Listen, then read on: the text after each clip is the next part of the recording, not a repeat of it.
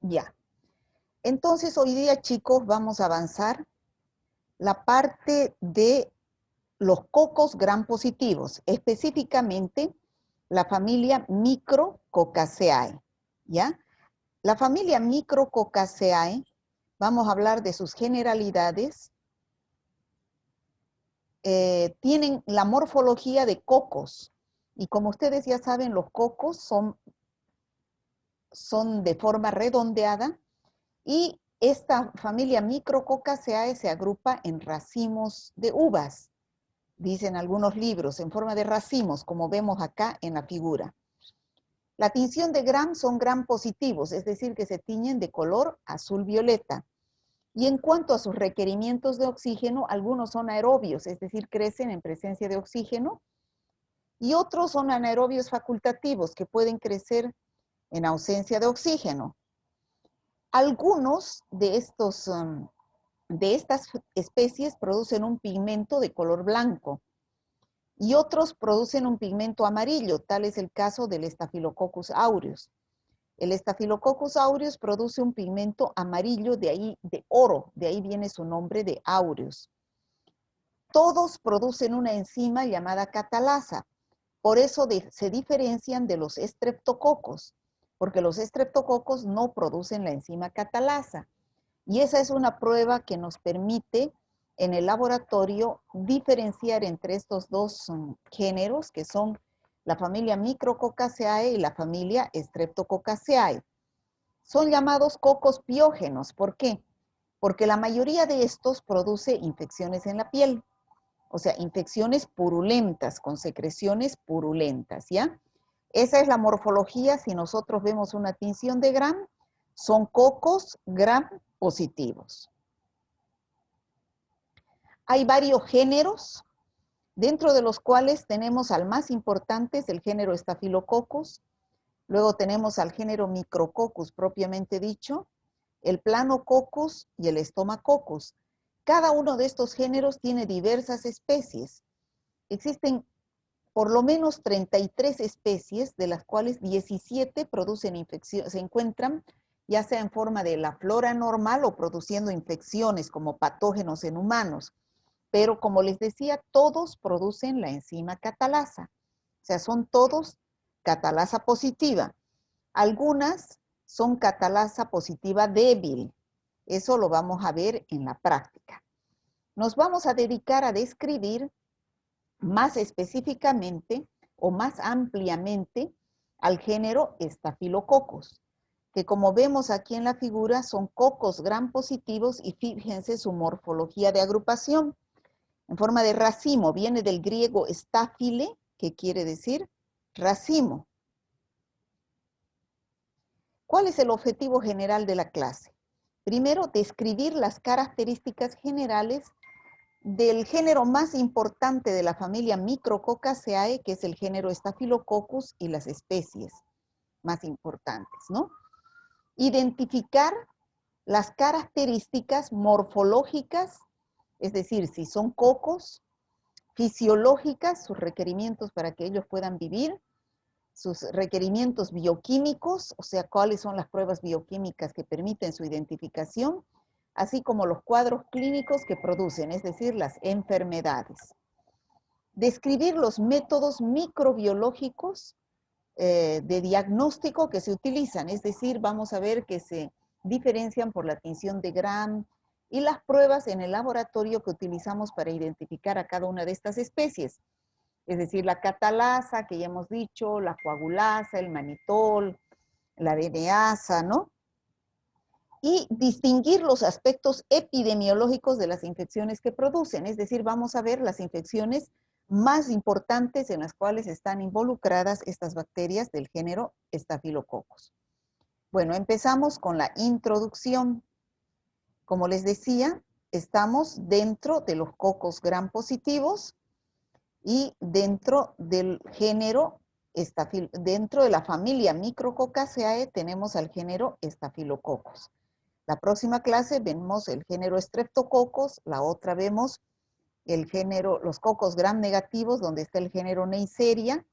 Luego vamos a entrar a bacilos gram negativos, donde está las enterobacterias, los bacilos gram negativos no fermentadores, y así vamos a ir avanzando hasta terminar el semestre. Bueno, ¿qué morfología tienen estas bacterias? Como dijimos, son cocos gram positivos. El diámetro, esta es una foto vista en microscopio óptico de una tinción de Gram, y aquí tenemos una foto vista con microscopio electrónico. Tienen un diámetro, como vemos aquí en la figura, de 0,5 a 1 milímetro, y son anaerobios facultativos, que quiere decir que pueden crecer en presencia o ausencia de oxígeno. Como les decía, esta es la prueba más importante que sirve para su identificación. Es la prueba de la catalasa. Ellos producen la enzima llamada catalasa. Por eso se dice que toda esta familia Micrococaceae, y especialmente los estafilococos, son catalasa positiva, Staphylococcus y el género Micrococcus. En cambio, son catalasa negativa los Streptococcus y los Enterococos, que vamos a ver en el próximo tema. ¿Cómo se hace la prueba de la catalasa? Esto lo vamos a ver en práctica. Se coloca una gota de peróxido de hidrógeno o agua oxigenada en un portaobjetos y se coloca la colonia que ha crecido en el medio de cultivo. Si se forman burbujas, quiere decir que produce la enzima catalasa. Entonces estamos dentro de la familia Micrococaceae, específicamente el género Staphylococcus.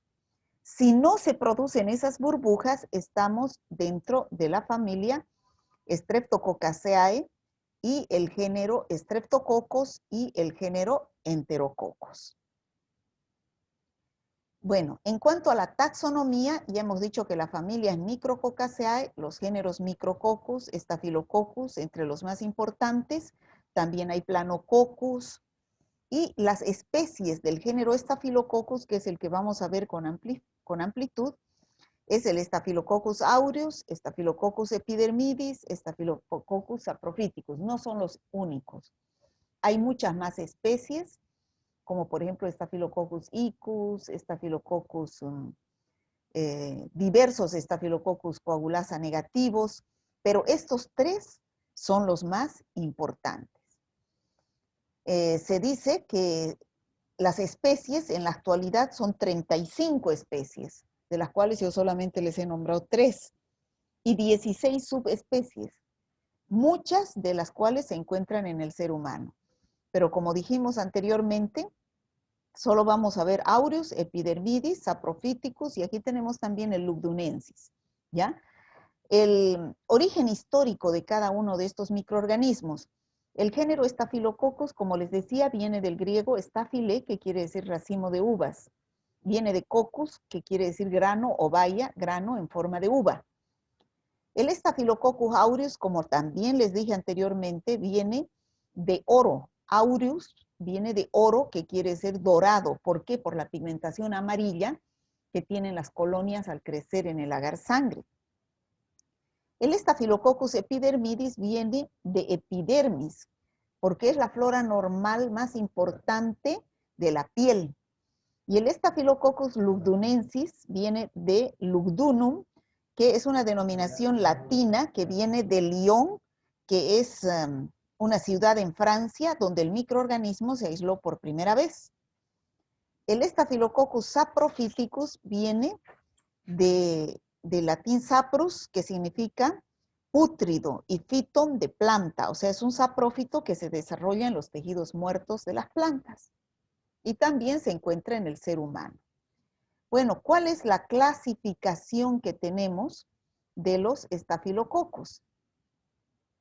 Ya dijimos los más importantes, Staphylococcus aureus, y aquí en rojo el epidermidis y el saprophyticus. Pero existe una prueba que se llama la prueba de la coagulasa. La prueba de la coagulasa, donde para diferenciar a qué especie de todas estas pertenece el Staphylococcus que estamos identificando en el laboratorio, que posiblemente hemos aislado de una muestra de un paciente y queremos saber cuál Staphylococcus es el que está produciendo esa infección, Entonces vamos a empezar a utilizar diversas pruebas en el laboratorio que lo van a ver con mucho mejor el miércoles en la clase de práctica. Pero yo les voy a nombrar acá, todo esto está en su guía. Los estafilococos que producen la enzima coagulasa, o sea que hay especies del género Staphylococcus que producen una enzima llamada coagulasa.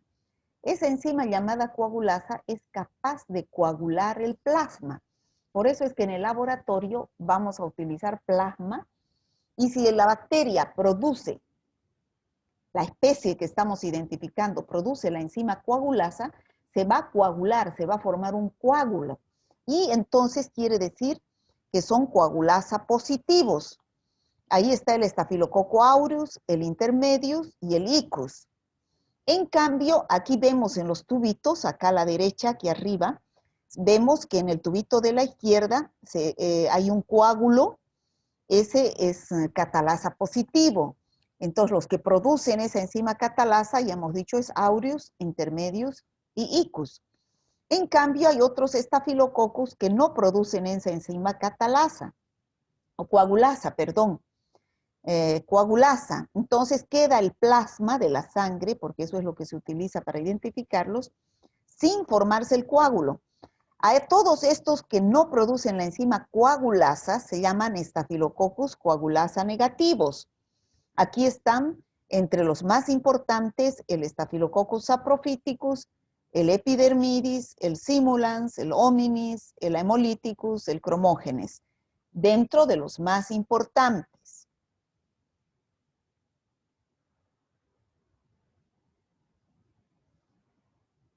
¿Cómo es la patogenia? ¿Cómo es que se producen las infecciones por estos estafilococos? ¿No? ¿De qué depende?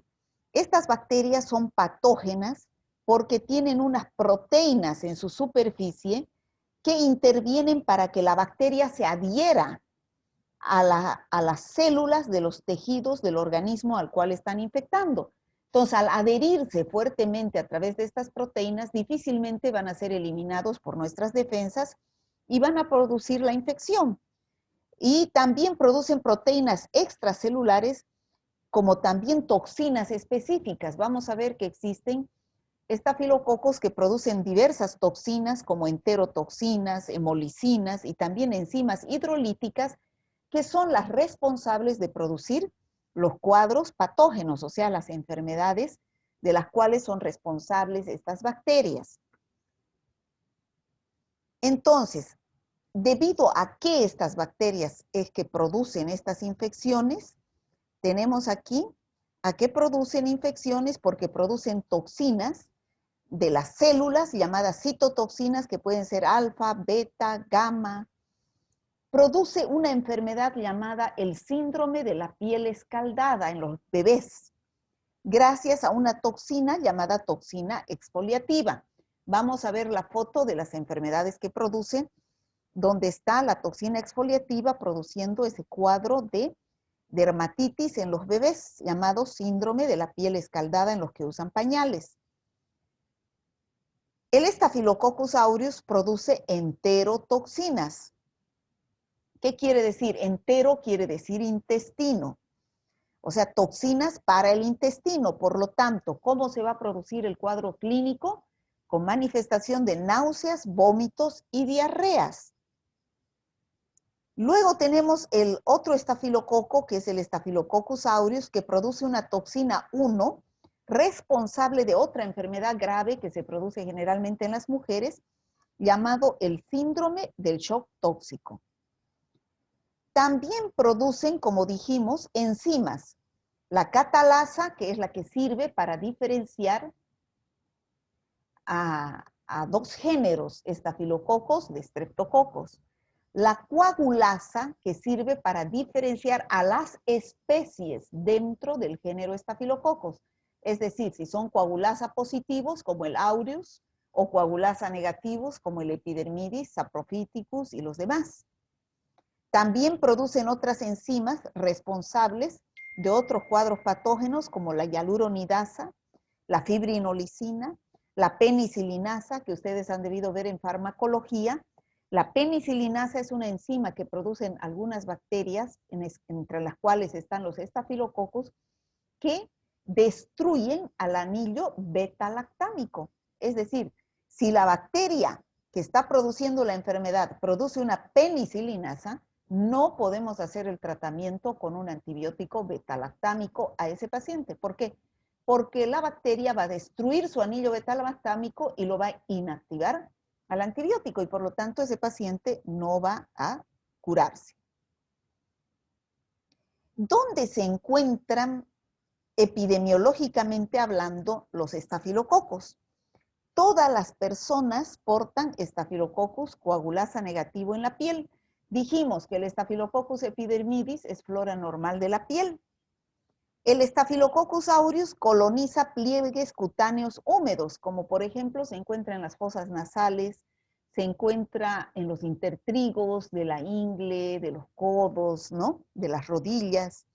Cerca del 15% de adultos sanos son portadores de Staphylococcus aureus en la nasofaringe, es decir, sobre todo el personal de salud. Se ha visto que si nosotros hacemos un hisopado nasal en la nariz de estos pacientes, de estos médicos, enfermeras, y cultivamos en agar sangre, vamos a ver que crecen Staphylococcus aureus en el 15% de estos médicos y enfermeras, es decir, están colonizados. Como dijimos la anterior clase, colonización significa que la bacteria está ahí, pero no penetra, ¿no? Generalmente en el personal de salud. Pero sin embargo, existen también bacterias del género Staphylococcus que producen enfermedades. No solamente son flora normal, sino también producen enfermedades, y esos son los llamados patógenos. ¿Qué tipo de infecciones producen? Infecciones en la piel, como vemos acá, ¿no? Generalmente cuando producen infecciones en la piel, se produce formación de pus, o sea, secreciones purulentas. Ese es líquido amarillo verdoso que es consecuencia de un proceso infeccioso, ¿no? Todos estos puntitos blancos donde vemos es pus, y si nosotros pinchamos con una jeringa y sacamos este material purulento y sembramos en un medio de agar sangre, van a crecer los estafilococos, y si hacemos una tinción de Gram, vamos a ver los estafilococos, como vemos aquí en la figura, como cocos gram positivos. Pero no solamente producen infecciones en la piel, también producen infecciones en los huesos. Las osteomelitis, por ejemplo, son infecciones importantes a nivel de los huesos. En el aparato geniturinario producen infecciones urinarias, sobre todo el Staphylococcus saprophyticus, que produce infecciones urinarias en mujeres en edad sexual activa. Y la mayoría de los coagulasa negativos producen infecciones oportunistas. Ya ustedes saben por la anterior clase que es una infección oportunista. Es aquellos gérmenes que, siendo flora normal, cuando bajan las defensas del organismo humano, se convierten en patógenos y pueden llegar a producir una infección. Bueno, aquí tenemos algunas de las enfermedades que producen estos estafilococos más importantes que vamos a ver en esta clase. Así vemos que el Staphylococcus aureus produce infecciones en la piel. Ahorita vamos a ver en qué consisten cada una de estas, que son los carbuncos, foliculitis, forúnculos, el impétigo, infecciones de las heridas. Cuando las heridas se infectan y producen pus, ahí seguro que está un Staphylococcus aureus como agente etiológico, ¿no? También algunas veces producen infecciones por las toxinas, como ya dijimos, las enterotoxinas que producen cuadros de intoxicación alimentaria que se manifiestan por náuseas, vómitos, de diarreas, la toxina exfoliativa que produce el síndrome de la piel escaldada, la toxina del síndrome del shock tóxico, que también ya la nombramos. Estas son las infecciones que produce la bacteria más patógena del género Staphylococcus, que es el Staphylococcus aureus. Luego tenemos estos dos Staphylococcus, que son Staphylococcus coagulasa negativos, que son el Staphylococcus epidermidis y el Staphylococcus saprophyticus. El epidermitis dijimos que es flora normal de piel, pero en algunos pacientes, generalmente en los inmunodeprimidos, puede llegar a producir cuadros graves. como por ejemplo bacteriemias, infecciones generalizadas, sepsis, endocarditis de la membrana interna del corazón, de las heridas quirúrgicas, cuando no se utiliza un desinfectante adecuado de las heridas, entonces la flora de la piel se infecta con estos Staphylococcus epidermidis. Las infecciones del tracto urinario, como dijimos anteriormente, infecciones oportunistas en pacientes a los cuales se coloca catéteres, y esos catéteres venosos, sobre todo en pacientes que están en terapia intensiva, no se los cambia muy seguido y son colonizados por bacterias de la piel. Y en estos pacientes inmunodeprimidos, estas bacterias pueden llegar a producir infecciones graves, ¿no? Y el Staphylococcus saprophyticus, una de las infecciones más características que produce, es infecciones del tracto urinario en mujeres en edad sexual activa, es decir, infecciones urinarias en mujeres en edad sexual activa. Bueno, hasta el momento hemos hablado de los micrococcus y hemos hablado del género Staphylococcus en general. Ahora vamos a hablar del Staphylococcus aureus, que es la bacteria patógena por excelencia más importante, productora de infecciones que ya dijimos anteriormente, que la mayoría son infecciones de piel, aunque también produce infecciones de huesos, ¿no? Bueno, ¿qué características tiene el Staphylococcus aureus? Es una bacteria anaerobia facultativa que crece en presencia o ausencia de oxígeno. Produce, ya dijimos, la enzima coagulasa, que coagula el plasma, por eso es coagulasa positivo. Todos los estafilococos son catalasa positivos y es inmóvil, no se mueve porque no tienen flagelos los cocos. Están ampliamente distribuidos por todo el mundo, no es específico de un lugar determinado, estimándose que dice que 1 de cada 3 personas se encuentran colonizadas. Así como dijimos, se encuentran en las fosas nasales, sobre todo el personal de salud, ¿no? Tiene colonización de Staphylococcus aureus. Producen infecciones desde las más benignas, que son infecciones de piel como la foliculitis, las que vamos a ver a continuación, o infecciones graves como endocarditis, ¿no? Ya dijimos cuáles son los factores de virulencia, por qué la bacteria es mala, es virulenta, porque tiene una cápsula y esa cápsula tiene acción antifagocitaria. Como ya dijimos en la primera clase, que las bacterias que tienen cápsula es como una coraza que tuvieran por fuera, y al tener esa coraza difícilmente van a ser fagocitadas por los macrófagos, que son nuestras células de defensa. Tiene una capa de polisacáridos extracelulares que facilita su adherencia a las válvulas, sobre todo a los pacientes que están con válvulas de prótesis en el corazón, produciendo cuadros de endocarditis. Ya sabemos que en su pared celular tiene predominio, como toda bacteria gram positiva, de peptidoglicano en un 80-90% y un 10% de ácidos teitoicos. Y además tiene una proteína A que le da protección contra la inmunidad humoral, que es decir, la producción de anticuerpos que produce esta bacteria como consecuencia de su entrada al organismo del huésped. Hemos dicho también que produce enzimas, coagulasa, hialuronidasa, fibrinolicina, lipasas, las beta-lactamasas, dentro de las cuales están las penicilinasas, que, como dijimos anteriormente, destruyen al anillo beta-lactámico. Luego tenemos toxinas, donde está la citotoxina, la toxina exfoliativa, que produce el síndrome de la piel escaldada, las enterotoxinas, que producen las intoxicaciones alimentarias con náuseas, vómitos y diarreas, y también la toxina del síndrome del shock tóxico, que es una enfermedad que se produce sobre todo en las mujeres.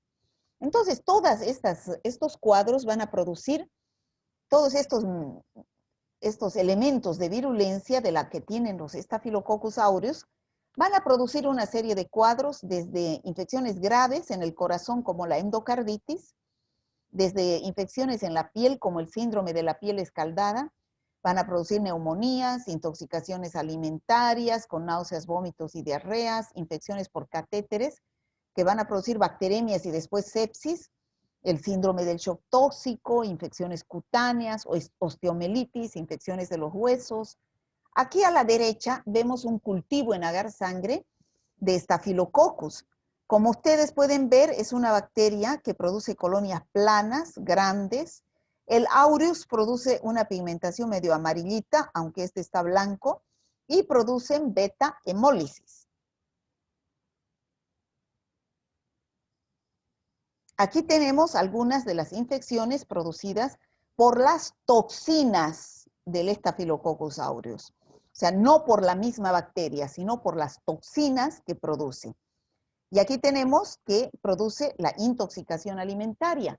Es esto que se produce cuando nos comemos, por ejemplo, alimentos como las tortas, los embutidos, los chorizos, que están contaminados con Staphylococcus aureus.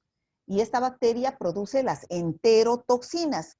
Y al ingerir estos alimentos con esta enterotoxina, que es termoestable, es decir, no es destruida por el calor, por más que cozamos esos alimentos, no se destruye, a las 2 o 6 horas puede producir ya vómitos intensos, diarrea y cólicos en las personas que son afectadas.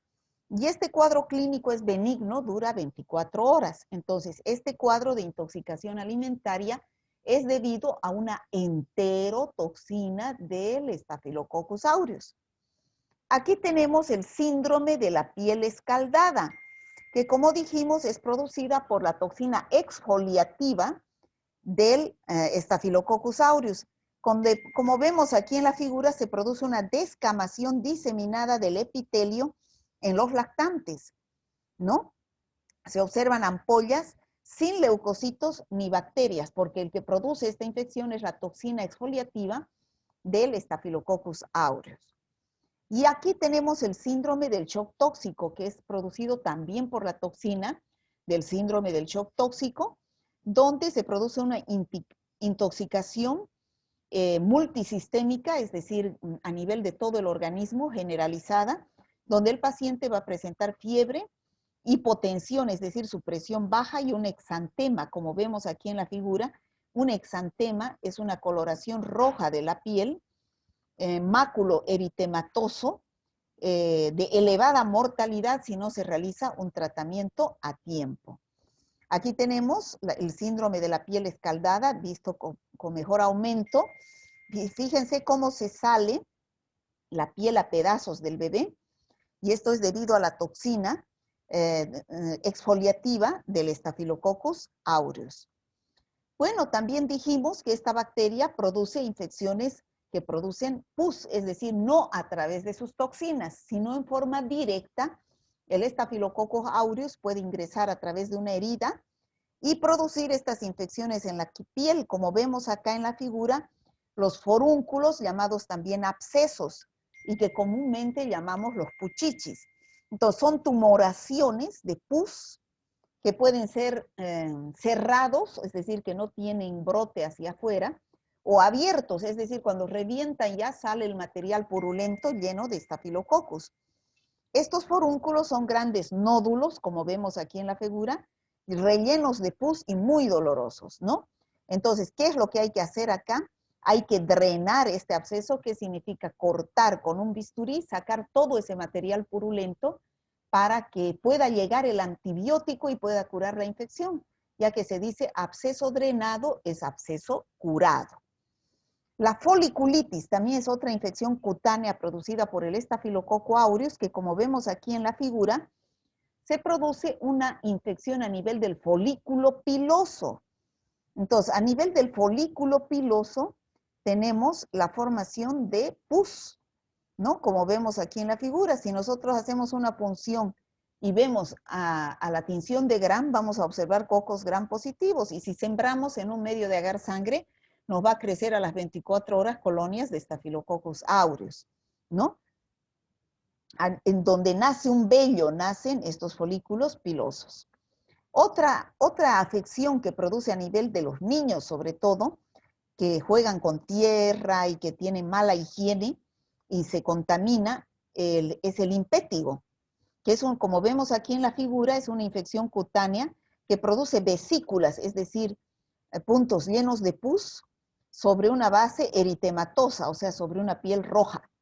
Generalmente este impétigo aparece en los orificios de la cara, alrededor, es periorificial, se dice, alrededor de los orificios de la cara, alrededor de la boca, alrededor de la nariz, alrededor de los ojos, y es porque los niños juegan con tierra y no se lavan las manos y se van rascando y van contaminándose en la cara. Entonces aquí vemos un absceso en la espalda. Este ya es un absceso abierto que ha sido drenado. Este es un absceso cerrado, que este hay que drenar para que salga ese material purulento, que es la pus, y se puede iniciar tratamiento. Aquí tenemos material purulento, ¿no? Aquí tenemos abscesos en la mucosa bucal, que si nosotros cultivamos, seguro que es Staphylococcus aureus. Aquí tenemos el impétigo que les decía, que aparece alrededor de los orificios de la cara, alrededor de la boca, de la nariz, de los ojos en los niños, pero también aparece en las manos, en el pechito. Entonces son lesiones eritematosas, pustulosas, que son llenas de pus. El Staphylococcus aureus no solamente produce infecciones a nivel de piel por la acción de la bacteria misma y por la acción de sus toxinas, el síndrome del shock tóxico, de la piel escaldada y las diarreas, sino también puede ir a través de la sangre hacia los pulmones y producir neumonía. Neumonía es una infección a nivel de los pulmones. Fíjense aquí arriba, estos pulmones están sanos. En cambio, aquí abajo vemos los alveolos que están llenos de pus. Entonces, eso es una neumonía, y el paciente cuando tiene neumonía va a toser con esta secreción purulenta, o sea, tos con flema, se dice, ¿ya? También puede producir meningitis, que es una inflamación de las meninges, duramadre, piamadre y aracnoides, donde el paciente va a sentir cefalea, va a estar el cuello duro y fiebre. Esa es la tríada típica de la meningitis. Y también puede producir bacteriemia, es decir, una infección generalizada que a través de la sangre la bacteria va hacia otros órganos. También puede producir infección a nivel de los huesos, como vemos acá, la osteomelitis, donde se forma material purulento alrededor de los huesos. Esto es grave. A veces hay que hacer cirugía para sacar este material purulento.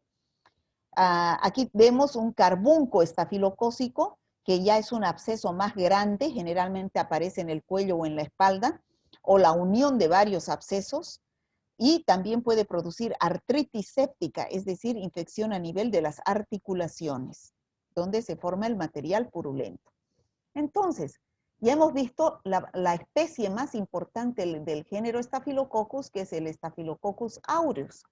Ahora vamos a describir al Staphylococcus epidermidis y a otros Staphylococcus coagulasa negativos. Ya dijimos que estos Staphylococcus coagulasa negativos no producen la enzima coagulasa, por lo tanto no tienen la propiedad de coagular al plasma. Y estos generalmente son flora de piel, pero algunas veces pueden producir cuadros clínicos graves, como por ejemplo la endocarditis. La endocarditis generalmente se presenta en pacientes que están con una válvula protésica. ¿Qué es la endocarditis? Es la inflamación o infección a nivel de la membrana interna del corazón. A veces los pacientes no funcionan bien sus válvulas y hay que ponerle una válvula de prótesis. Y como es un elemento extraño, la válvula de prótesis se infecta y produce material purulento, ¿no? Y eso se llama endocarditis. O también puede surgir una infección donde está el catéter, ¿no? Es una respuesta inflamatoria crónica y las bacterias se colonizan este catéter, siendo una puerta de entrada y una fuente de infección para una sepsis, ¿no? Y también pueden producir el Staphylococcus epidermidis infecciones del aparato urinario, sobre todo en aquellos pacientes que están con sonda. Esta es una sonda urinaria. Algunos pacientes que son varones, mayores, son sometidos a una cirugía, porque, digamos, de próstata. Entonces, esos pacientes no pueden orinar. Hay que introducirles una sonda para que puedan orinar en este frasco. Y esa sonda es un elemento extraño, es un elemento invasor, que si nosotros no tenemos el debido cuidado en introducir esa sonda hasta la vejiga, como vemos aquí en la figura, podemos estar introduciendo bacterias, ¿no? Sobre todo Staphylococcus coagulasa negativos. Otros Staphylococcus coagulasa negativos pueden producir infección de la herida quirúrgica. Generalmente cuando hay alguna cirugía, los puntos se pueden infectar con Staphylococcus coagulasa negativos, sobre todo cuando no se realiza una buena desinfección de los instrumentos o una buena asepsia de la piel, ¿ya? O también puede producir infecciones en pacientes con diálisis peritoneal. El Staphylococcus saprophyticus, dijimos que la infección más importante que producen es las infecciones urinarias en mujeres en edad sexual activa, es decir, la cistitis, que es cuando la paciente no puede, dice, doctor, me duele al orinar, orino a cada rato, poquito, con mucho dolor, a eso se llama cistitis, y ahí puede estar involucrado el Staphylococcus saprophyticus, ¿ya? ¿Cómo hacemos el diagnóstico de laboratorio? Bueno, esto más lo van a ver en práctica. Yo solamente se los voy a describir aquí a grandes rasgos para que ustedes sepan lo que el miércoles van a avanzar. Lo primero que nosotros debemos hacer si el médico nos manda, por ejemplo, un absceso, un material purulento en un frasco que lo ha sacado de un drenaje de un absceso. Pus. Lo sembramos en agar sangre y hacemos una tinción de Gram. En la tinción de Gram vamos a ver cocos Gram positivos y así agrupados en cadenas, si es un estafilococo.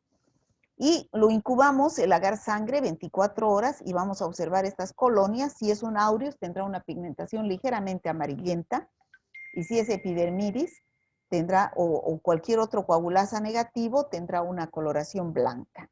¿Ya? Como estamos viendo acá en la figura, blanca, ¿ya? Entonces, se toma, lo primero que hay que hacer es tomar una muestra. Hemos visto varias infecciones que producen estas bacterias. La mayoría son purulentas, es decir, que producen pus. Entonces, vamos a sacar el material purulento, ya sea con un hisopo, como vemos acá en la figura, o también lo mejor es sacar por punción, es decir, introducimos una aguja para sacar el material purulento y evitar la contaminación con la flora de piel. En el caso de que sea una infección urinaria, la muestra será la orina. En el caso de que sea una neumonía, la muestra será el esputo. Y una vez que tomamos esa muestra, procedemos a realizar la tinción de Gram. En la tinción de Gram vamos a ver cocos Gram positivos, como estamos viendo acá en la figura, típicos, que son redonditos, se tiñen de color azul violeta y se agrupan en forma de racimos. Y cuando cultivamos vemos a las colonias, la mayoría de las colonias en Staphylococcus aureus, y hemos dicho que van a producir una pigmentación amarillita, por eso es aureus de dorado. Pero los coagulasa negativos crecen, como vemos aquí en la figura, produciendo colonias blancas, ¿no? Uno de los medios que se utiliza, que es no selectivo y que crece muy bien los estafilococcus, es el agar sangre. Y uno que es selectivo, y lo van a conocer en el laboratorio el miércoles, es el agar manitol salado. Es un medio salado donde crecen, que es este de acá, donde crecen solamente los estafilococos, porque son los que toleran a la sal. Bueno, entonces, ¿qué es lo que hacemos? Aquí, fíjense, tenemos el Staphylococcus aureus. Aquí sí tiene una coloración dorada, amarillita. Casi todas las cepas de Staphylococcus aureus producen hemólisis, como vemos acá. ¿Qué es hemólisis? Destrucción de los glóbulos rojos que produce la bacteria al crecer por unas toxinas. Entonces, alrededor de la colonia se va a observar un halo claro porque produce destrucción beta, es decir, destrucción total de los glóbulos rojos del agar sangre, ¿ya? Debido a esa citotoxina. Se puede aislar, como les decía, este Staphylococcus aureus en el medio llamado agar manitol salado. Este medio tiene un azúcar, que es el manitol, pero también tiene un cloruro de sodio. Cloruro de sodio es la sal. Tienen una concentración del 6,5%. Entonces, estas bacterias que crecen y que toleran esa concentración de sal, Entonces son los estafilococos. Pero todos los estafilococos van a crecer en el agar-manitol salado. Si no crecen en este medio agar-manitol salado, no son estafilococos. Ya los estreptococos, por ejemplo, no van a crecer acá. Ya es un medio selectivo para estafilococos. Entonces, si es que la bacteria fermenta el manitol que está aquí adentro, este medio tiene un indicador. Por eso les decía que es muy importante los colores en la guía de bacteriología, porque el cambio de colores es el que nos permite identificar a las bacterias. Y ese cambio de colores se produce porque hay una reacción química, ¿no? Al crecer la bacteria. Entonces, aquí ha crecido la bacteria y ha fermentado el manitol.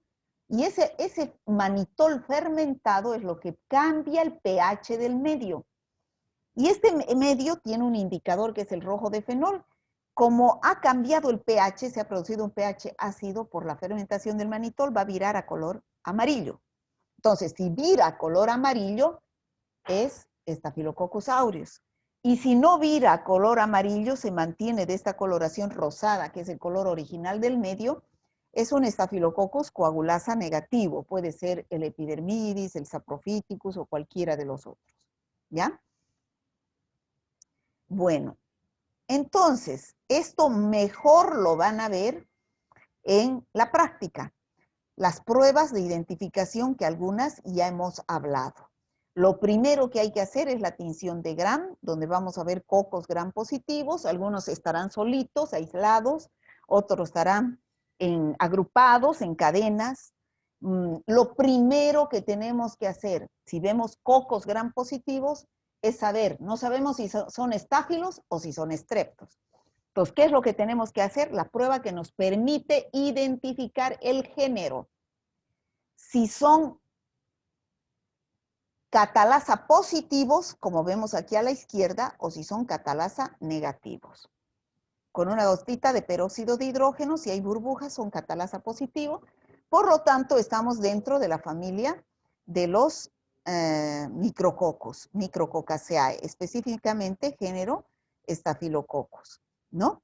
Y si no da esa enzima catalasa, entonces estamos, como vemos aquí en la derecha, frente a los estreptococos. También vemos la hemólisis, que va a ser este halo claro que se produce alrededor de la colonia por destrucción total de los glóbulos rojos.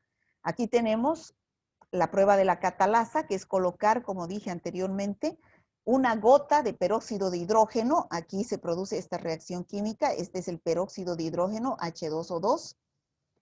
Y al colocar la colonia, al disolver la colonia en el peróxido de hidrógeno, se va a producir esta reacción, un desdoblamiento del peróxido de hidrógeno en agua más oxígeno. Y este oxígeno es el que produce y se ve como las burbujas. Entonces, si hay esta formación de burbujas, es catalasa positivo, por lo tanto, pertenece a la familia Micrococaceae. Aquí tenemos, observando la beta-hemólisis, casi todas las cepas de Staphylococcus producen esta beta-hemólisis, que es este halo claro alrededor de la colonia, y algunas cepas de Staphylococcus coagulasa negativos producen hemólisis en el agar sangre de carnero. ¿A qué se debe esta hemólisis, esta destrucción de los glóbulos rojos del agar sangre? A que producen esas citotoxinas, especialmente la toxina alfa. Aquí tenemos las pruebas que ustedes van a hacer en el laboratorio para identificar estas bacterias, la prueba de la coagulasa, que como les dije anteriormente, sirve para identificar la especie, si es Aureus, Epidermidis o Saprophyticus. Entonces, en un tubo que tiene plasma humano, vamos a colocar la colonia y vamos a dejar incubar 4 horas a temperatura de 37 grados en la estufa o a 24 horas a temperatura ambiente. Entonces, ¿qué va a pasar aquí? Queremos saber si la bacteria produce la enzima coagulasa. Si la bacteria produce la enzima coagulasa, con el fibrinógeno del plasma se va a formar la fibrina y eso se manifiesta con el coágulo que estamos viendo acá, ¿ya? Entonces, el que es coagulasa positiva, es decir, se forma ese coágulo, es el Staphylococcus aureus. En cambio, los otros estafilococos no forman este coágulo, por lo tanto, no se produce este coágulo de fibrina y se llaman Staphylococcus coagulasa negativos. Son todos los demás. Y aquí tenemos el agar manitol salado, que como les decía, sembramos la bacteria, es un medio a base de sal al 6,5%, tiene cloruro de sodio y tiene el azúcar, que es la lactosa. Entonces, el manitol. Se siembra la bacteria y si produce un viraje del indicador, va a dar un color amarillo, entonces quiere decir que es un Staphylococcus aureus. Pero si la bacteria crece así como las colonias que estamos viendo aquí y no se produce ese color amarillo, sino se mantiene rosado, son bacterias que no fermentan el manitol. Generalmente son los coagulasa negativos, los Staphylococcus epidermidis, los micrococos, ¿no? Son pruebas que permiten identificar a los estafilococos. Aquí tenemos otra prueba, que es la prueba de la novobiosina. También lo van a ver en práctica, que sirve para identificar al Staphylococcus saprophyticus, que como dijimos anteriormente, en general, esta bacteria produce infecciones en mujeres en edad sexual activa, infecciones urinarias. Cuando crece en la orina, entonces, del paciente, sembramos, si queremos saber si es Staphylococcus saprophyticus, sembramos esta bacteria en forma así masiva, esto está muy, muy separado, en forma masiva, bien seguidito en el agar sangre, y colocamos un disco de novobiosina. Al día siguiente, ponemos en la estufa, al día siguiente vemos qué ha sucedido. Si la bacteria no crece, como vemos acá en la figura, alrededor del disco, se dice es sensible. ¿Qué quiere decir? La bacteria no ha crecido alrededor de este disco de antibiótico que es la novobiosina. Entonces, esa bacteria no es un Staphylococcus saprophyticus. Cuando es resistente, es decir, como vemos aquí en la figura, crece alrededor de la novobiosina, la bacteria es resistente, entonces es un Staphylococcus saprophyticus, pero si es sensible o es aureus o es epidermidis.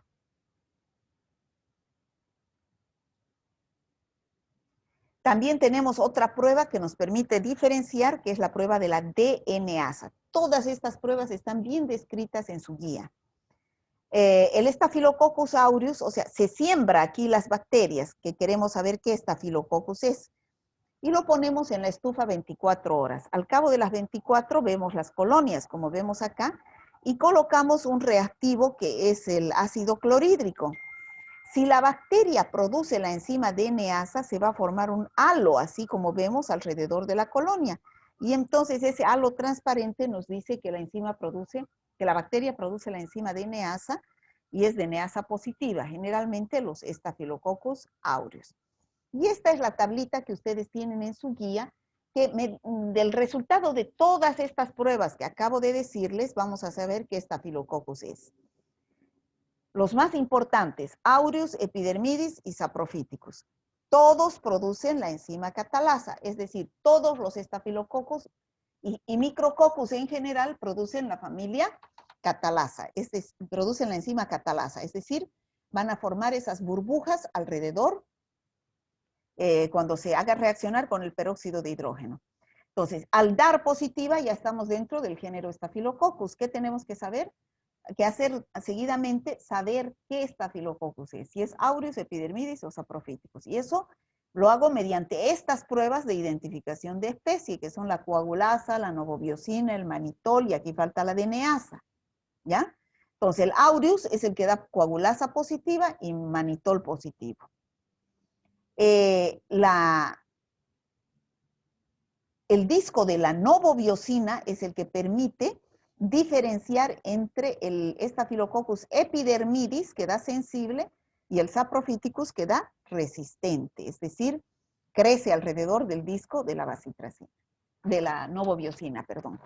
Y aquí tenemos, después de haber terminado toda esa identificación, así como les decía yo la anterior clase, después de hacer el examen directo, la tinción de Gram, la tinción de Ziel-Nielsen, el cultivo, la identificación que hemos hecho ahora de la bacteria y el antibiograma que nos falta, eso lo van a hacer en Bacteriología 2 el próximo semestre, Ustedes, como bioquímicos, deben llenar este informe, donde vemos, por ejemplo, muestra material purulento.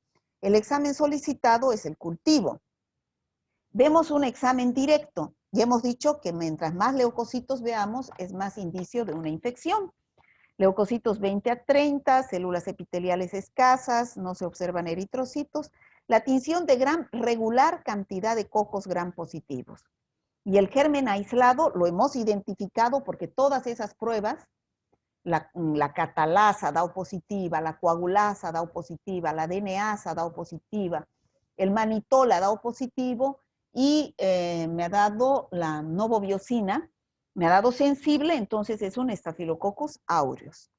Y aquí está su antibiograma, ¿ya? Entonces, para eso es lo que sirve el laboratorio de bacteriología. Entonces, todas esas infecciones tenemos que hacer el tratamiento con antibióticos. Entonces, ¿cuáles son los antibióticos que se utilizan para estas infecciones producidas por Staphylococcus? La penicilina ya no se utiliza porque, como hemos visto, produce el 90% de las cepas, producen la penicilinasa o beta-lactamasa. Y esa penicilinasa entonces va a producir una rotura del anillo beta-lactámico y lo va a inactivar al antibiótico. Ya no usamos penicilina. Entonces vamos a ir a las penicilinas semisintéticas, donde está la oxacilina, meticilina, flucloxacilina, ¿no? Esas penicilinas semisintéticas funcionan mejor que la penicilina, ¿no? O si es resistente a las penicilinas, utilizamos macrólidos. Ahí está la eritromicina, roxitromicina, acitromicina, claritromicina. Y si es resistente a los macrólidos, tenemos otras opciones que son la clindamicina, la vancomicina, el linezolid, que son ya drogas que son de mayor espectro, ¿no? Bueno, ¿y qué más podemos decir?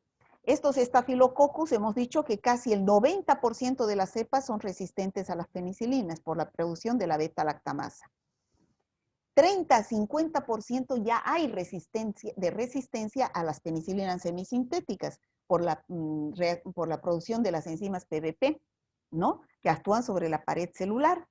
A esas cepas se las llama MRSA. ¿Qué quiere decir MRSA?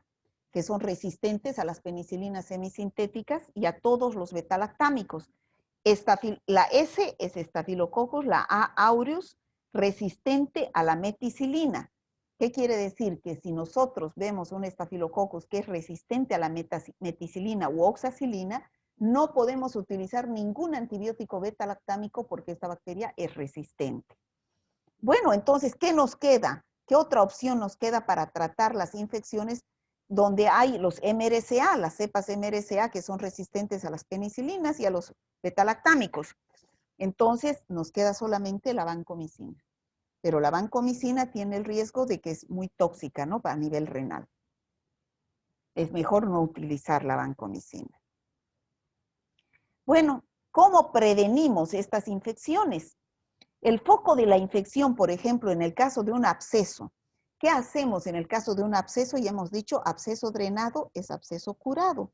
Tenemos que drenar, no nosotros, el médico drena el absceso, saca el material purulento, lo manda al laboratorio para identificar a la bacteria y da el antibiótico, ¿no? El tratamiento es sintomático en los pacientes con intoxicación alimentaria. Dijimos que el Staphylococcus aureus produce una toxina llamada enterotoxina que produce diarrea. Entonces, ¿cómo hacemos el tratamiento de esa diarrea que dura apenas 1 o 2 días? Solamente con hidratación del paciente, nada más, no hay que dar antibiótico, ¿ya? Son diarreas benignas. La curación adecuada de las heridas y el uso de desinfectantes ayuda a prevenir las infecciones. Entonces, siempre que tengamos una infección donde hay material purulento, pus, hay que utilizar material totalmente estéril para no infectar esa herida peor, ¿no? Que no se infecte. Y los desinfectantes tienen que estar totalmente estériles también, ¿no? El lavado de manos es una de la rutina que debemos cumplirla porque con el lavado de manos se previene el 90% de las infecciones. y la cobertura de la piel expuesta. Siempre que trabajamos en el laboratorio o en el hospital tenemos que usar guantes, porque podemos tener una microherida y a través de esa microherida pueden ingresar las bacterias, no solamente estafilococos, cualquier otra bacteria y producir una infección, ¿no?